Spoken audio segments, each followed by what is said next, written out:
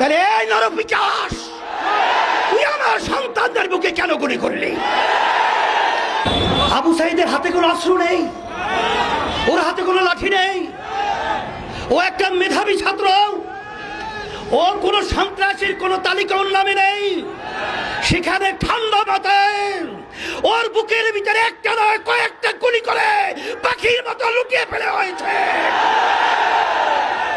আর সেটা আমরা বসে বসে দেখবো, আর সেটা আমরা সহ্য করব? এটা হতে পারে না, হতে দেওয়া যায় না। এর প্রতিবাদে রাস্তায় নামতে হবে। খুনিদের বিচার বাংলার জমিনে করতেই হবে। আজকে এই প্রতিবাদ এবং এই বিক্ষোভের পূর্বে এই সমাবেশে বক্তৃতা দেওয়ার মতো কিছু নেই। বক্তৃতা আমরা সবাই জানি কোন উদ্দেশ্যে আমরা এখানে এসেছি। তবে আজকে ইসলামী আন্দোলন বাংলাদেশ প্রতিষ্ঠিত হয়েছে, তার লক্ষ্য উদ্দেশ্য হলো অন্যায় প্রতিবাদ, ন্যায়ের পক্ষে। আজকে বাংলাদেশে যে তাণ্ডব চলেছে, যে হত্যাযজ্ঞ চলেছে, যে নৈরাজ্যতা চলেছে, যে অবিচার চলেছে, যে গুন্ডামি চলেছে, যে সন্ত্রাসী চলেছে, এবং আমার নিরীহ আমার ছেলেদেরকে যেভাবে নির্বিচারে পাখির মতো গুলি করে যেভাবে হত্যা করা হয়েছে, এটা দেখে কোনো সাধারণ যার ভিতরে একটু মানবতা রয়েছে কখনোই সে ঘরে ঘুমাতে পারে না। তারই অংশ হিসেবে আজকে আমরা রাজপথে এসেছি। আজকে আমার ছেলেদেরকে, আমার মেয়েদেরকে আজকে ওরা নির্বিচারে পাখির মতো গুলি করে হত্যা করবে। আমি বিশেষ করে আমার ছেলেদের, আমার মেয়েদের গার্জিয়ানদেরকে, অভিভাবকদেরকে বলবো, আপনার সন্তানদেরকে রাস্তায় গুলি করবে, হত্যা করবে, আর আপনারা ঘরে থাকবেন। এটা হতে পারে না। আপনারা আসেন, আমরা আমাদের সাথে আছি ইনশাআল্লাহ। সাথে সাথে আজকে কোন দেশে আমরা বসবাস করছি? আজকে আশ্চর্য, একটা ছেলে আবু সাইদ, আবু সাইদের হাতে কোনো অস্ত্র নেই, ওর হাতে কোনো লাঠি নেই, ও একটা মেধাবী ছাত্র, ও কোনো সন্ত্রাসীর কোনো তালিকা ওর নামে নেই। সেখানে ঠান্ডা মাথায় ওর বুকের ভিতরে একটা নয় কয়েকটা গুলি করে পাখির মতো লুকিয়ে ফেলে হয়েছে। আর সেটা আমরা বসে বসে দেখবো, আর সেটা আমরা সহ্য করব? এটা হতে পারে না, হতে দেওয়া যায় না। এর প্রতিবাদে রাস্তায় নামতে হবে। খুনিদের বিচার বাংলার জমিনে করতেই হবে। শুধু তাই নয়, আজকে আওয়ামী লীগ স্বঘোষিত প্রধানমন্ত্রী, কারণ বাংলাদেশের জনগণের ভোটে তো সে প্রধানমন্ত্রী হয় নাই। আর এই সরকার তো বাংলাদেশের জনগণের ভোটে সরকার নির্বাচিত হয় নাই। আজকে তার থেকে সুন্দর মায়া কান্নার শব্দ শোনা যায়। কিন্তু আপনি এবং আপনার সেক্রেটারি জেনারেল দলীয়, তাদের বক্তব্যের কারণে আজকে এই হত্যাযজ্ঞ বাংলাদেশে ঘটেছে।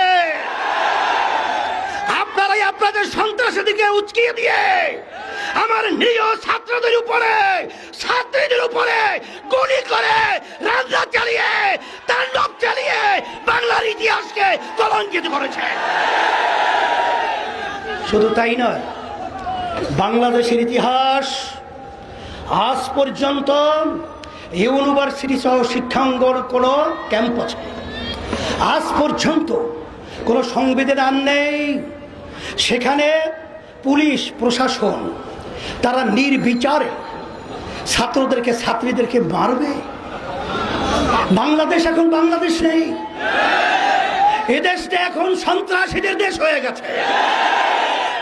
এখন আমরা দেশের ভিতরে বসবাস করার মতো উপযোগী কোনো রাষ্ট্র বলতেই এদেশে নেই।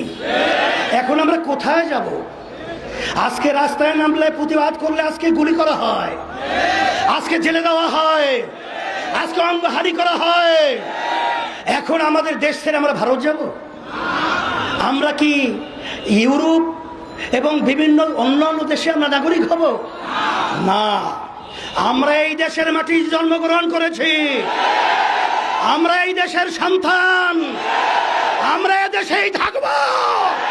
সন্ত্রাসীদেরকে বাংলার জমিন থেকে উৎখাত করে ছাড়বো ইনশাআল্লাহ। এই জন্যে আমি আজকে বক্তব্য বেশি লম্বা দেব না। আজকে আইনমন্ত্রী, প্রধানমন্ত্রী এখন যারা নাকি ন্যায্য অধিকার দাবি নিয়ে রাজপথে এসেছিল তাদের কাছে বসার জন্য প্রস্তাব করছেন, কিন্তু যেই জানগুলো ঝরে গেল, যেই মায়ের কোল খালি হলো, সেই সন্তান আজকে মা এতিম হলো, আজকে মা সন্তান হারা হলো, সেই সন্তানদের কি বিচার হবে? তাদেরকে কিভাবে ফেরত দেওয়া হবে? না, কোটা সংস্কার হবে, তাদের পক্ষে তো আমরা আগেও ছিলাম। কিন্তু আজকে আমার প্রশাসন ভাইদেরকে বলবো, কোন হৃদয়বান মানুষ যার একটু বিবেক রয়েছে সে তার গুলি নিয়ে তার সন্তানের বুকে গুলি করতে পারবে? তাহলে এই নরপিশাচ, তুই আমার সন্তানদের বুকে কেন গুলি করলি? তাহলে বুঝা গেল তোরা প্রশাসনের নামে কলঙ্ক। আর তোমরা প্রশাসন কি আওয়ামী লীগের লালিত পালিত ক্যাডার গুন্ডা, না বাংলাদেশের প্রজাতন্ত্রের কর্মচারী? কিন্তু তোমাদের কার্যক্রমের মাধ্যমে আজকে প্রজাতন্ত্রের কর্মচারী প্রমাণিত হয় নাই।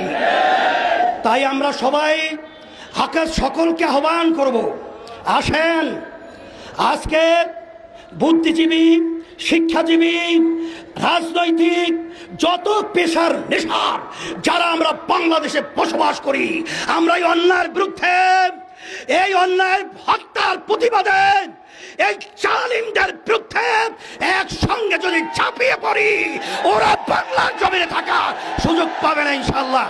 এই আহ্বান আমি সকলকে করছি, আসেন। আর বসে থাকলে আমাদের পায়ের নিচে মাটি থাকবে না, এদেশে আমাদের জানমাল ইজ্জতের নিরাপত্তা থাকবে না, আমাদের স্বাধীনতা থাকবে না। তাই আমাদের স্বাধীন দেশে আমাদের স্বাধীনতা নিশ্চয়তা করার জন্যই রাজপথে নামার জন্য সকলকে আহ্বান জানাচ্ছি। সাথে সাথে আগামী দিন আলহামদুলিল্লাহ আজকে সারা দেশে আমাদের জেলা মহানগরে এর প্রতিবাদ বিক্ষোভ হচ্ছে। আগামী দিন জুমার পরে যারা নাকি আজকে ন্যায়ের পক্ষে জীবন দিয়েছে, অন্যায়ভাবে যাদেরকে হত্যা করা হয়েছে, তাদের রুহের মাগফিরাতের জন্য দোয়া হবে এবং সাথে সাথে সকলকে নিয়ে বিক্ষোভ প্রতিবাদ মিছিল হবে। এবং আগামী দিন যুব সমাবেশ হবে এখানে, আল্লাহ কবুল করুক বিকালে। এর প্রতিবাদে আমি সকলকে আহ্বান জানিয়ে সকল কাছে দোয়া চেয়ে দোয়া করে আলোচনা শেষ করছি। আল্লাহ।